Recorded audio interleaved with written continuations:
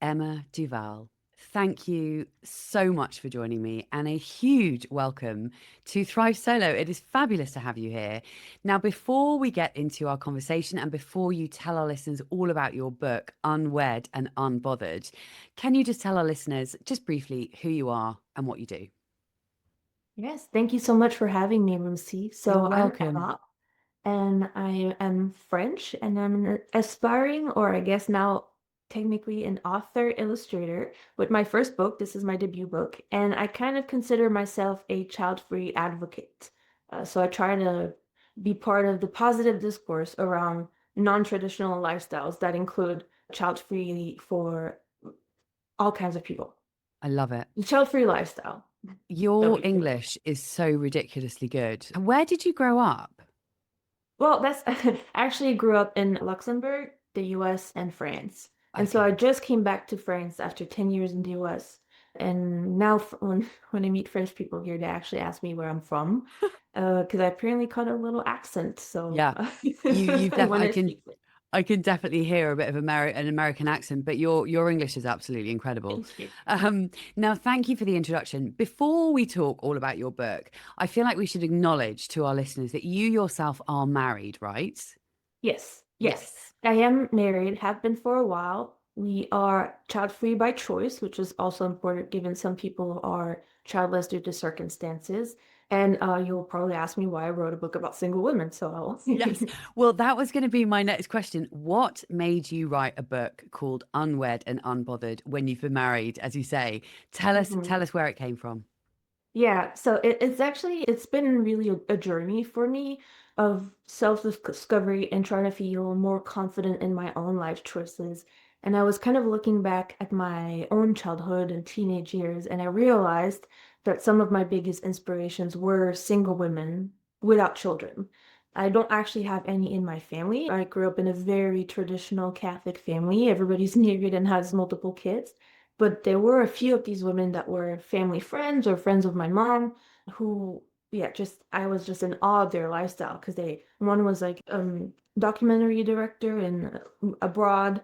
The other one was really involved in the hippie movement in the US.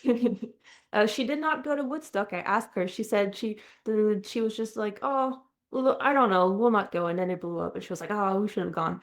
But she lived in a house with like 10 different people and, different dogs and all that. So she had this kind of, unusual lifestyle that we hear about a little bit of people co-living, but not necessarily in a romantic or legal way.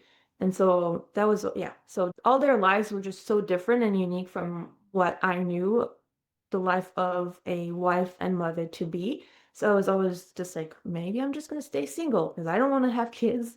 And I associated marriage with kids. It's Yeah. only when really became a teenager and early adult that I was like, wait a minute, I don't have to have kids. But that was a whole other deconstruction process. And so when I started this book, when I started trying to find more people throughout history who had women throughout history who had not had children, I realized that a very large number of the first names that I came across were single women.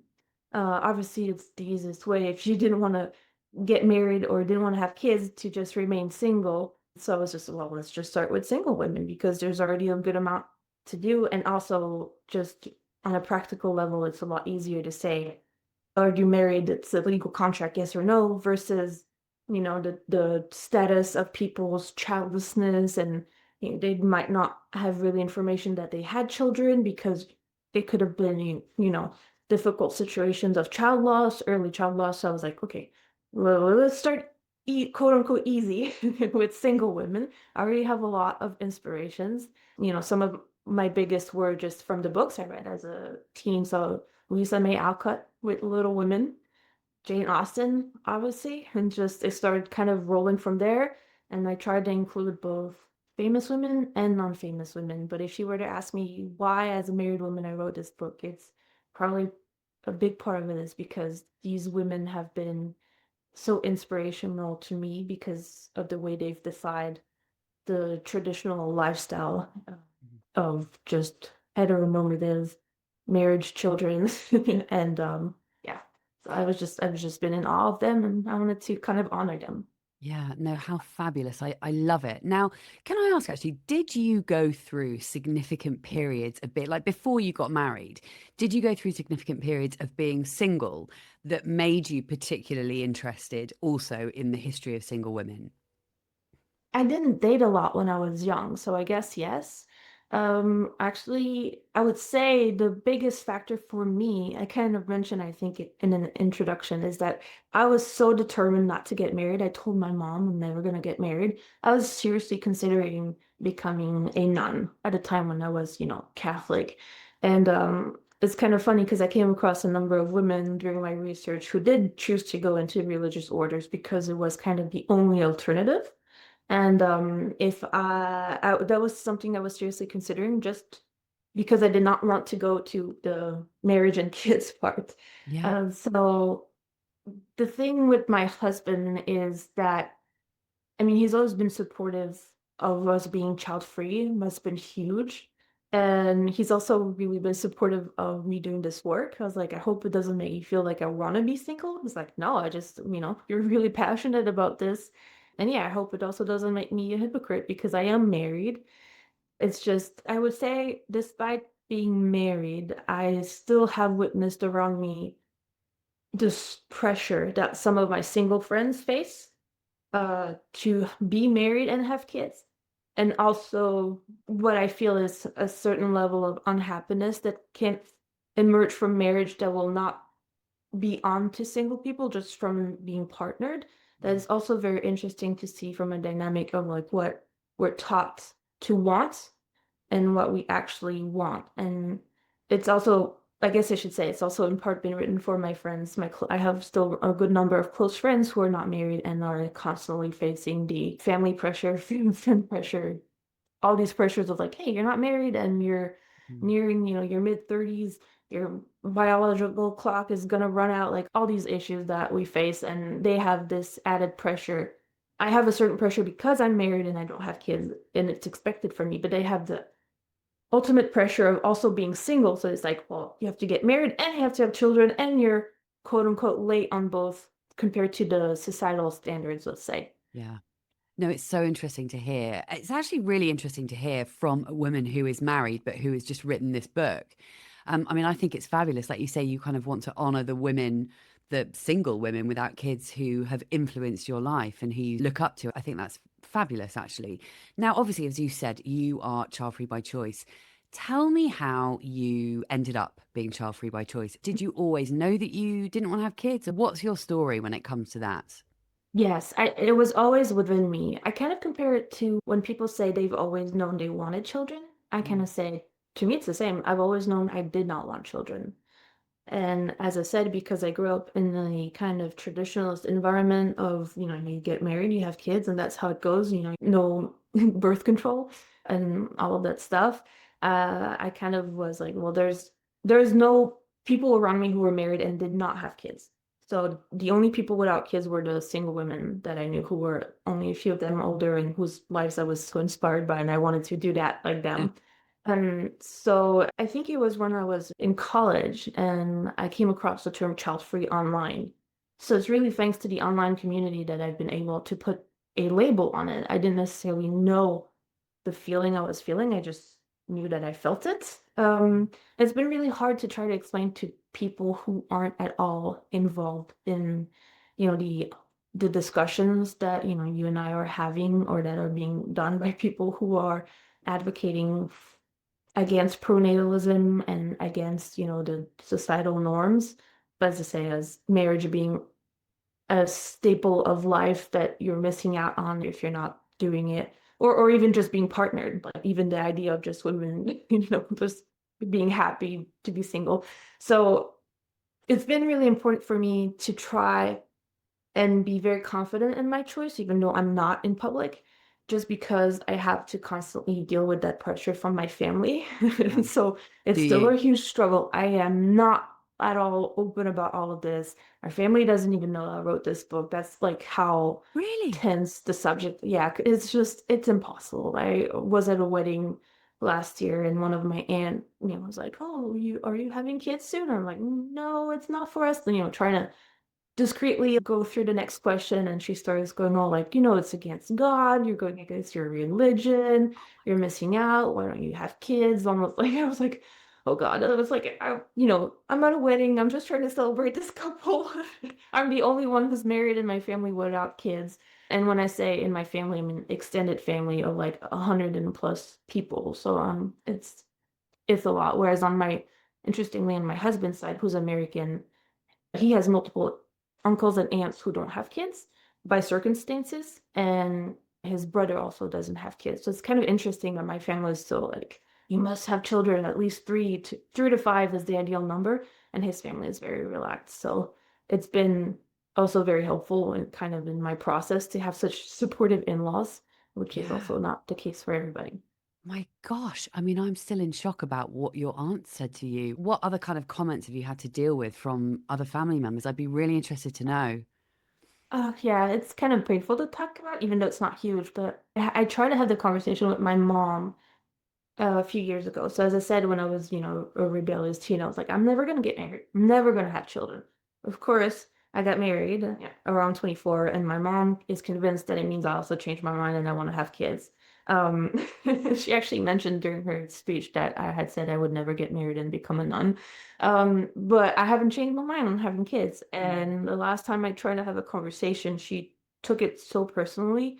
We were both crying, almost screaming at each other. She's like, why was I a bad mother? It's like, so, and I'm trying to be like, it's not about you. It's not about who you were as a mom or as a person. It's about me and how I feel. And so that was like almost 10 years ago. I don't think we've ever openly spoke about it, but I know she is remarried, and her husband also makes comments sometimes of like, kids are the greatest joy, or I have another cousin who recently celebrated his 32nd birthday. He has two kids, send a picture in the family group chat, and everybody's like, that's what succeeding in life is. It's like, okay, well, I'm comfortable with my choice not to have kids. And all my other cousins who are married do have kids, but some have gone through, child loss, miscarriages. But I'm like, that's a very, yeah, traditional and heteronormative way of seeing things, that success means you're married and have two kids by the time you're, in your 30s, because you never know, some of my younger cousins who still are legally single, maybe they'll feel like so much pressure, but they won't feel confident enough to talk about it. So I'm yeah, it's tough because I don't know how to broach the subject, because I don't know how they feel, and I don't want them to be aggressive about it, because maybe they feel very strongly that they need to get married too, or maybe they'll be like, oh my God, somebody who I can talk to about this, because nobody else in the family understands. So it's still a struggle for me to deal with my own family, because as I said, a lot of the comments, and thankfully it's not a ton, but I would say it's about once or twice a year from extended family. And then it's just, I mean, you probably, we've all heard them. It's not just the comments that are directed to you, it's just comments that are made about people in general. Mm. Of like, as I said, it's like, oh, you're saying life isn't complete without children, and not saying it about yourself, how the person feels about, parenthood being fulfilling to them, but they're saying it as a generality. Yeah. And it's like, well, not necessarily. And my mom is also, well, my brother's engaged now, but she was for years putting so much pressure on him to get married and constantly talking about it. And it's just, uh, even as I said, even though I'm married now and I'm comfortable with my own self of being child free, I still notice all this pressure and all these comments that are made, and not even in bad faith, but it's just like, that's all I hear, and I cannot even imagine, well, when you look online, it's even worse. We Yeah. don't even have to go into what politicians and all say online, but I'm sure there's a lot of people going through kind of the same emotions. Gosh, Emma, I'm so sorry that you have such a tough time from your family. So, does nobody in your family know about the book?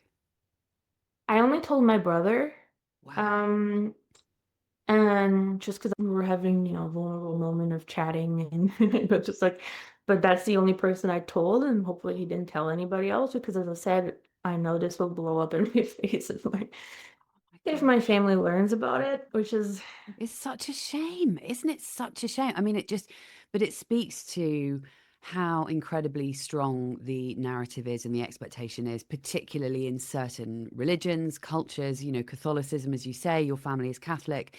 I mean, it's incredibly sad. And I can imagine you've got a lot of big emotions about the fact that you haven't been able to share this, because writing a book is a fucking big deal. And for you not to feel like you can share it with your family because you know that it might trigger them. I mean, I'm so sorry, because that's really hard. That's really hard. It has been, because this book has been, years in the making, and it's been a whole Yeah. process, and I'm very proud of it. I love how it came out.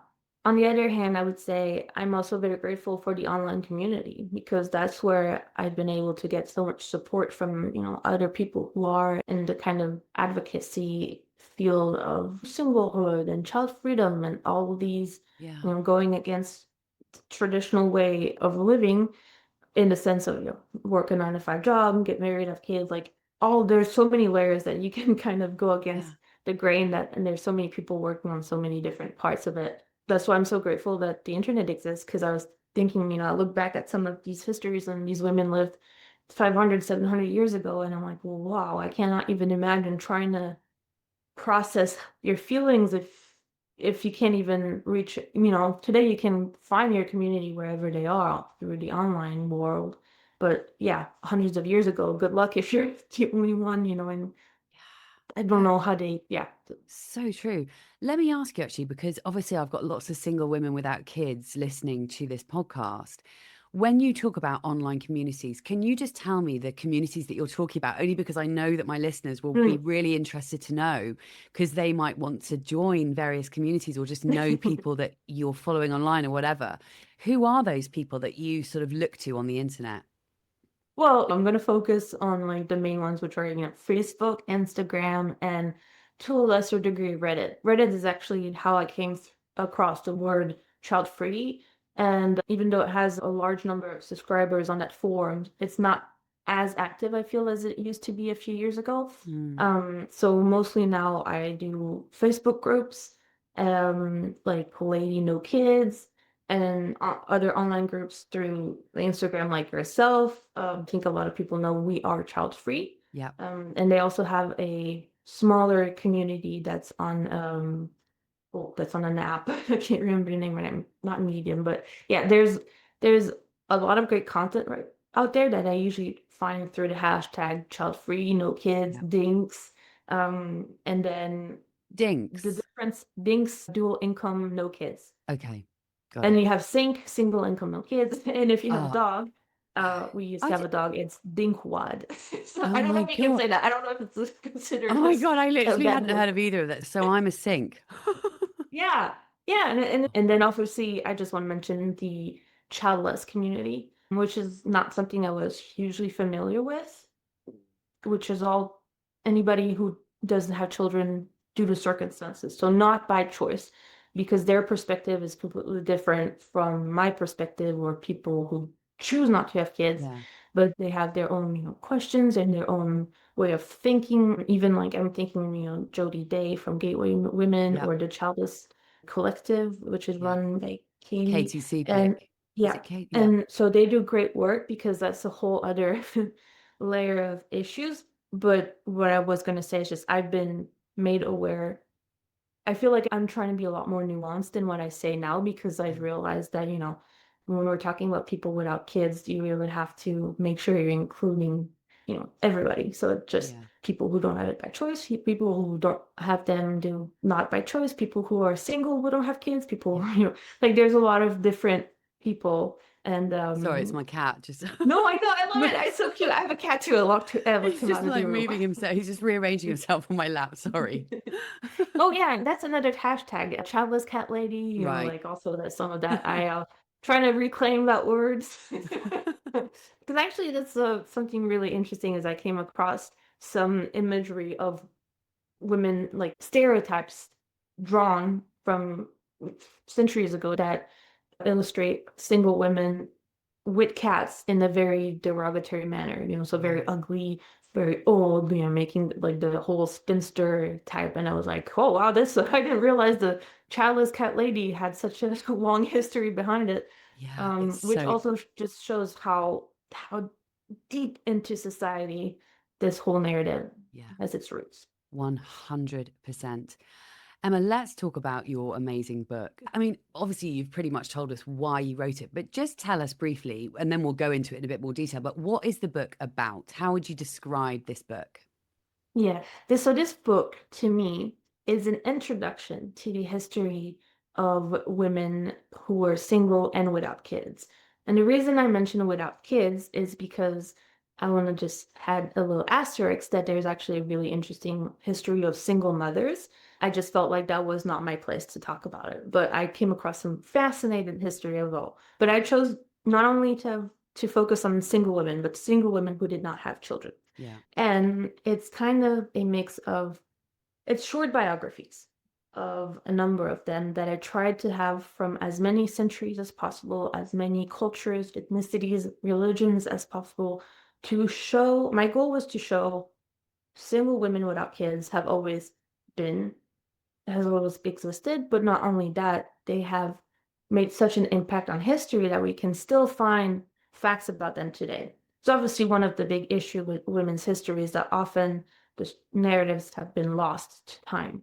So I was thrilled whenever I could find women from more than 500 years ago, from 1,000 years ago, and I could find enough information to write a short biography about. Even more so if I could find anything in their lives that indicated maybe why they remained single. Because that's also something I really wanted to try to focus on is like, as much as possible, was there a reason? Were they able to express that in a diary, in a letter, or somebody around them knew about it and mentioned it later? So it was trying to just show single women have always been part of history. They have shaped the history as we know it. They have been throughout all the cultures, all religions, and a number of them made a certain choice. Like the notion of agency was really important to me as much as possible that these women were single relatively, I'm going to say, due to choice, because obviously we don't know all the circumstances and legal rights and all of that. But as much as possible, it was focusing on women who seemed to have made the choice to be single, whether it's because they did not want to be married, whether it's because they had more legal rights as single women in certain countries than married women, and they were entrepreneurs or artists, and they did not want to be having to be submitted to a husband, or whether it's because they had, such a passion for something that they were just like, I don't have the time, or just because that was the only quote unquote option for them to live the life that they wanted, which was no matter what out of the bounds of, the traditional life path. So there was like being single was just one more way in which they were going against the norms of, clothing and maybe even gender. So it's an exploration of the very long history of single women without kids. Absolutely fabulous. Now, in your introduction, let's start with that because you talk about the way that single women have been continuously mistreated throughout history. So I'd love you to talk about a few of those ways. Like, I think we all know to a certain extent, but I mean, actually, let me just ask you quickly, how long did this book take you to write? Because the research must have been absolutely massive. Yes, it's taken a while. I think I started in 2019, but the research has always been a part that's really interesting to me. So I don't mind that I actually could research forever without writing it, but at some point I had to just put something together. But it's been at least a few years. And yeah, I wanted to have this introduction with a little bit of the historical background because I thought it was especially important just to highlight how strongly this narrative is tied to what we see even today when women are accused for whatever reason of being crazy cat lady, childless cat ladies, or just, like nobody wants you, is you'll never get married, like it's a bad thing. So I was like, let's see what I can find about different laws. So, there were a few times throughout history where the governments were trying to increase the population rate. And so they would do that by targeting people who weren't married. So you would get either Usually it wasn't that you would get benefits if you got married and had children, but you would be sanctioned if you stayed single with higher taxes, and often men too, obviously, because there was a bachelor had, more legal rights at the time. Um, but then at other times, single women had more technically legal rights than married women because they could own property and keep that property. Whereas if they married, then that property became the husband's property. And so even though you see these kind of up and downs, let's say, throughout, I'm thinking especially Anglo and American history, you see this up and down of legal rights and the situation of women, there has always been this background kind of pressure to get married. And so I think a lot of us, a lot of people who listen to your podcast will know the history behind the word spinster, which was originally just describing the work that some single women did, spinning spinning wool. But because these women were single and were basically economically independent, not necessarily wealthy, a lot of these women weren't wealthy, but they were economically independent and did not rely on men, it became a bad term. It became a way to be derogatory towards women.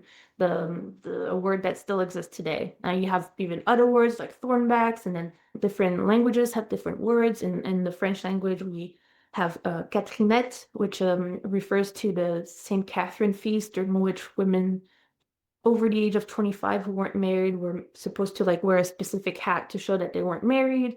Um, there's like just a lot. I think I read that in I think it's in China, they call them leftover women. Yeah. So there's just a very long history that continues today, because I think the word spinster obviously is still in use today, um, to show how strongly society has always been kind of, I don't want to use the word oppressing, but a little bit oppressing single women because they were not submitting to the patriarchy. Let's be simple. And I think the best example of that, one of my favorite, is the Beguines, which are these medieval women who basically chose a life together. So they would get into groups that were they were kind of religious, pious, and doing charity work, and they would live together, but they were not nuns. They were not under the authority of the church. And these communities grew and grew. And this, I think some in the Netherlands or Belgium had, up to hundreds of women living together while they're single. So you could leave if you wanted to get married. You could come back if you were a widow. It was kind of this co-living, flexible way of banding together, to get through life. And then eventually the church was like, we don't like this. You're not under the authority of a husband. You're not under the authority of the church, the Pope, a patriarchal institution.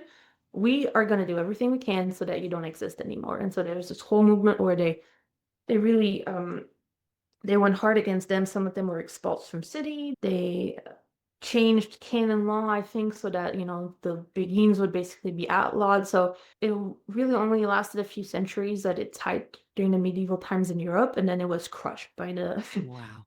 but yeah. Do you know where the Beguines started? Usually it's referred to kind of north of France, and then the Netherlands and Right. Belgium, that kind So of area, you're, a little bit of Germany as well. Yeah, that kind of area of Europe. And I think Antwerp, which is in Belgium, if I'm not wrong, has yeah. like a remnant of one of them. But that's also, I think the Netherlands and Belgium were some where they had the largest communities, but also the north of France had some larger communities. And it could go from anywhere from, having a house with 5 women to, as I said, having almost mini cities where they would have, almost like a bakery and maybe a place to wash clothes. And as I said, they had these buildings, live together, work together. uh, they always had this idea of being pious, and I'm sure obviously the religion of the time influenced all that, but it's so interesting to me that they were like, we're not becoming nuns, we're not being wives, we're something else. Yeah. Um, yeah, Amazing. so when I came across that, I was really fascinated, So, to so say cool. that. In fact, I was going to ask you because you devote a whole chapter of the book to the role of chosen families and these intentional communities that were created throughout history. And I'd love you to speak a little bit more about this chapter. Who else do you talk about in the book in relation to this sort of idea of chosen family? I love this. Yeah, so it was really important for me to highlight the fact that being single being not partnered doesn't mean being lonely. It can mean being alone. Some people really like to be alone, and that's completely fine. But I wanted to make sure that it's not because women were single that they didn't have almost as much as a family in the sense that we know it today. So the Beguines were some of the earliest that I knew. Um, then it was kind of hard to find other organized community. There aren't that many, but I tried to find a few history of. I know there's a group of friends in the 18th century in England. They came together and they tried to create this almost idealistic community that was inspired by the book that one of them wrote called Millennium Hall. And it didn't really work out at the end, but I was just like, oh my God, they really actually tried to, combine finances, create this kind of space where maybe they would be able to welcome more women eventually. And just the fact that they were trying to do that at a time, I think one was actually married, but not really like consummating the marriage with her husband. So she was married but living with those single women who weren't married at all. So that was like one that's semi-organized, let's say. I was just thought that history was really interesting. And then the other few that I chose were women who kind of yeah, as I said, built chosen families. So they were very involved in, for example, I'm thinking Margaret Fortin. She was an abolitionist and feminist in the 19th century in the US. She came from a prominent Black family in Philadelphia. You actually find her name in records of the time. She's not as well known as others, but she was so like she's not as well known, but you can see her name pop up throughout other more famous, let's say, people's lives. And it's really interesting because Can you just say her name she again? Margaretta Fortin. Margareta Actually, her Fortin. her father, I think James Fortin, he has been the subject of a good number of historical podcasts because he was a free man of color, and I think he created a business. Can't remember if that's something related to ships, but he created enough wealth, and Margareta was actually named as one of his executors along with I think two of her brother, but it's already like, oh, you named one of your daughters as executor of your estate, at a time where, maybe in some families, women were still considered Yeah, that was very inferior in so unusual. many ways. Yeah. Yeah, she really she she created schools for the Black children in her community. She was involved in, as I said, the abolitionist movement. At the time, it was, I can't remember what the name was, but the Philadelphia Anti-Slavery Association, I'm guessing. um, and it was both women of color and white women were involved in the same organization. So you'll see names of more famous women who are better remembered be in the same groups as she was, but she was, I believe, the secretary, I think, of the group. Like she was in a position as a member of the board, basically, of that group. And she created those schools and she helped raise one of her nieces who, oh, why am I blanking right now? She helped raise one of her niece who became a very famous author also. And so it's like her history is like not necessarily as known as others at the time who were also in those circles. But when you look at her life, you can see just the ramifications of how involved she was in her family, in her community, and the impact that she had on other young women that she mentored, who Wow. then also became involved in, well, the abolitionist movement, but as abolition was proclaimed in the US, then they focused on the feminist movement that was then gaining track. And so it's really interesting to think how much influence she could have had.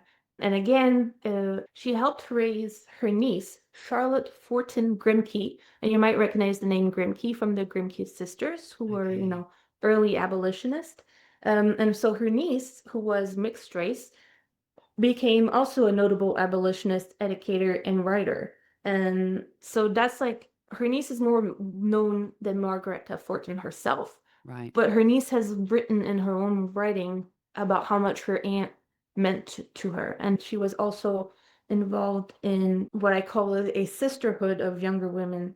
I mentioned Louisa Matilda Jacobs, who was the daughter of Harriet Jacobs, who was herself very well known for being an enslaved woman who fled and who wrote a best-selling novel about it. It's a crazy story.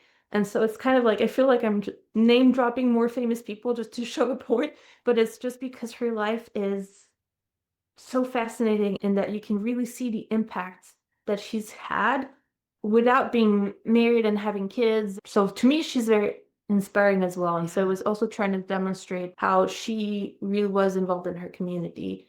But it could also just be, as I said, with friends. It could be with, yeah, there's so many ways. That's the point of the chosen family, right? Is you choose it. And it was trying to say, because I know one of the argument is like, oh, if you never get married, you're going to be lonely and die and be eaten by your cats. And first of all, that can happen if you get married and have children too. Let's not kid ourselves. Nursing homes are full of people who have kids who don't visit them.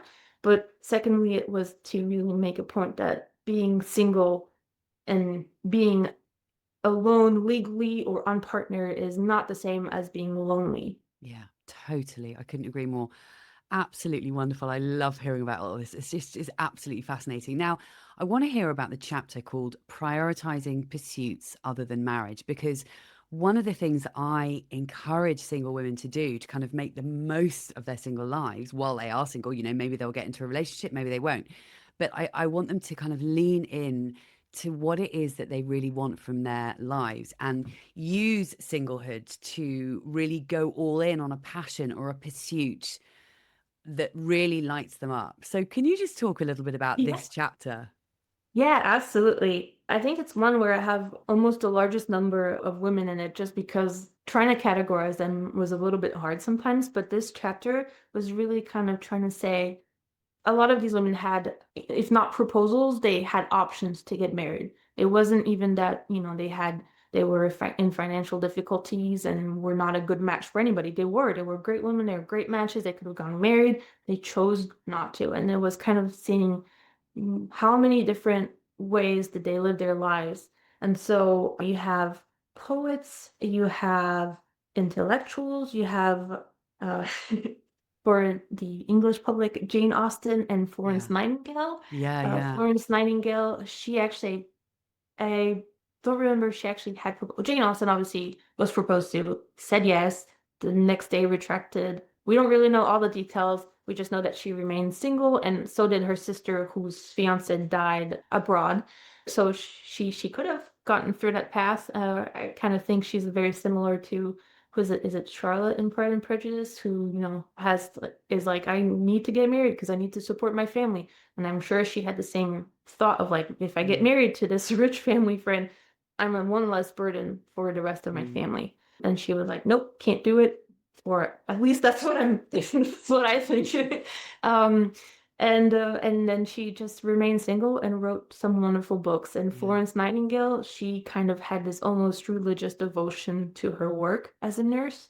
And then she founded what is kind of considered the first nursing school, like professional nursing, which was scientifically based, because she noticed while she was on the front during the Crimea War that a lot of the deaths of soldiers were not necessarily due to fatalities during the attack, during the battle, but because of lack of hygiene while treating injured soldiers. So she actually was really influential in making nursing not just being helpful and trying to, nurse in the sense of almost, being a motherly figure, trying to smooth them through this difficult process. But she was like, we need to make sure, hygiene is respected because this will lower the rate of fatalities of people who are injured because they won't get as many infections and all that. And she was really, really involved in a lot of causes during her life, donating money for other women to be educated,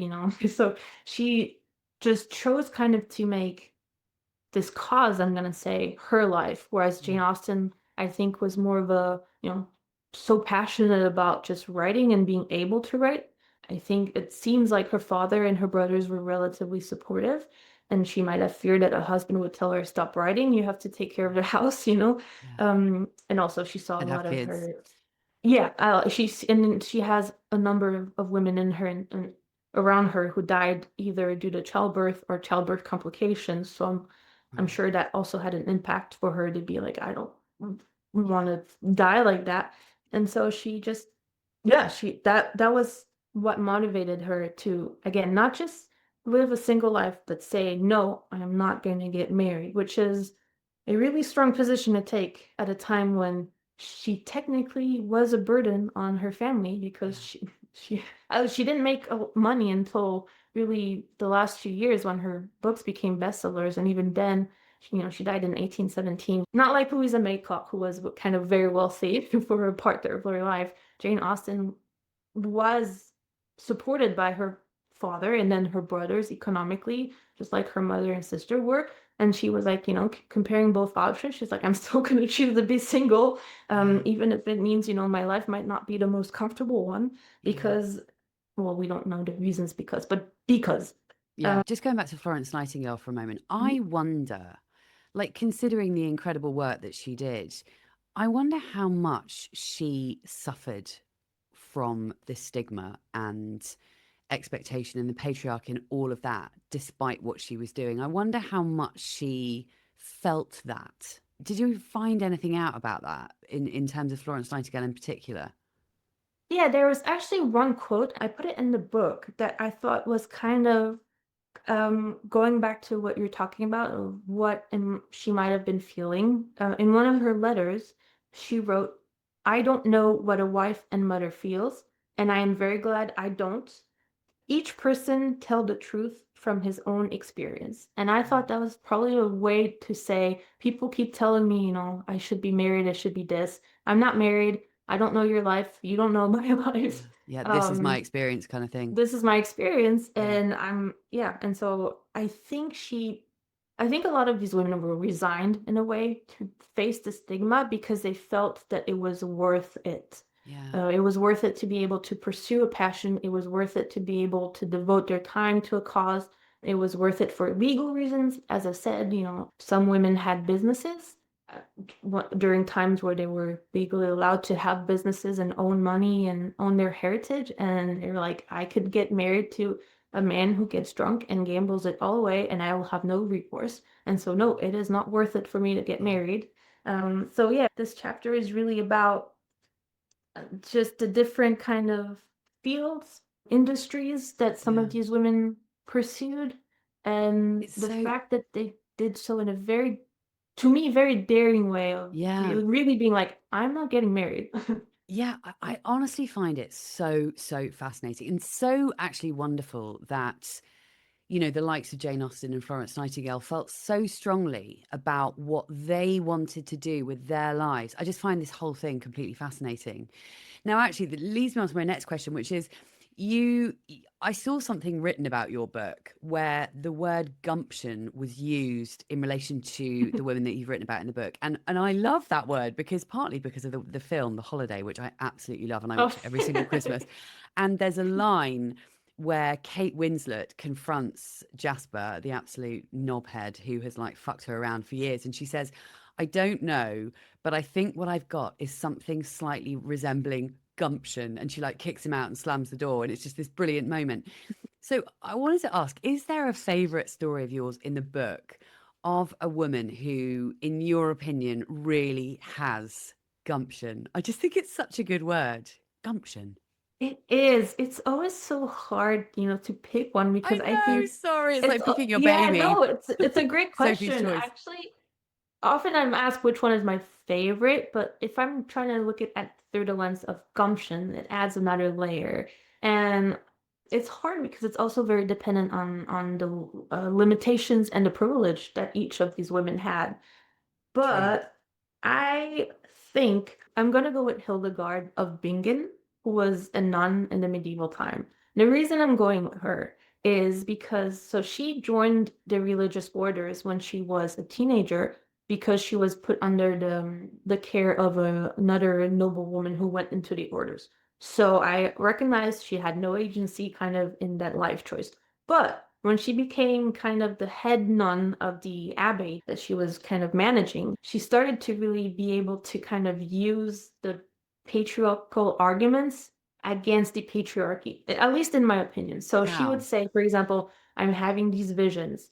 These visions are from God. Therefore, if they're from God, you need to listen to me because otherwise, you're going against God, which is like a real, like, when women were able to kind of use these arguments of like, I am a vessel of God, therefore, if therefore you honor Don't fuck God with more than you me. honor, yeah, you should listen to me. And so, and she, it's actually, I thought it was kind of funny because she seems to have created her own community where women wore their hair down and they were white. At times during some sort of ceremonies, these kind of white dresses compared to the very dark colored and somber ideas we have of nun, and they were these kind of crowns, and she seems to have almost a little bit kind of really brought her own flair to religious life that was they couldn't say too much against her because she kept being able to say what I'm doing, what I'm saying, these are all, I'm getting these ideas from God basically. But she was annoying them enough that she got reprimanded and she got letters. And it's kind of, yeah, it's kind of interesting. It's also like Juana de la Cruz, who's considered the first Mexican feminist. And she also became a nun, but by choice, because she said she couldn't find anything in marriage. Well, that marriage would go too much against who she is as a person. And she became this nun who, and she was able to spend a lot of her time studying and playing instruments, and she wrote kind of pro-feminist work. One of the things that she wrote that I really like is what she was saying: who is more to blame? Is it the prostitute who needs, to sell her body to afford food, or is it the man who pays for the prostitute? Like, who is the biggest sinner? Because obviously at the time and still today, men would be like, oh, look, she's a prostitute, she's a sinner. And she's like, well, is she, if that's her only way of living, or are you the man who is Yeah. paying for those services? Yeah. And it's interesting because there's a high-ranking member of the church who wrote against her under a female pen name. So it's like, oh, you didn't even have the guts, to kind of address her directly. You wrote anonymously under a woman's name.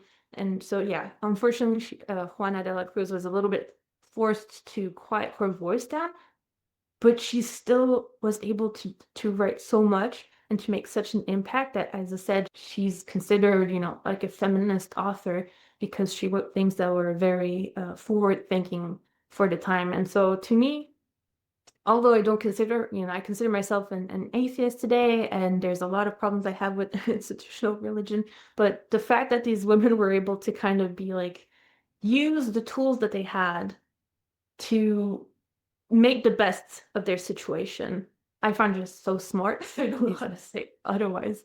Yeah. absolutely. It's just so brilliant. And can I just say that what I love about you is I just can feel your absolute passion for this subject and how much you, and also credit to you for the incredible research. Now I've got a virtual copy of this book. I've skimmed through it. I haven't read it cover to cover yet, but I absolutely will. But I just think it's completely amazing how much research you've done to put such a great book together. But, the point I wanted to make is that I can see it as you're talking to me. I love seeing it. It's just that amazing enthusiasm. I love that, because when someone is that enthusiastic about something, it makes other people enthusiastic about that thing too, or it makes other people curious about it. Now, before we start wrapping up, because believe it or not, we've been nearly an hour, but before we do start wrapping up, not only did you write this book, but you also did these incredibly beautiful illustrations, didn't you? Yeah, thank you They so are much. So they're amazing. Tell me about that.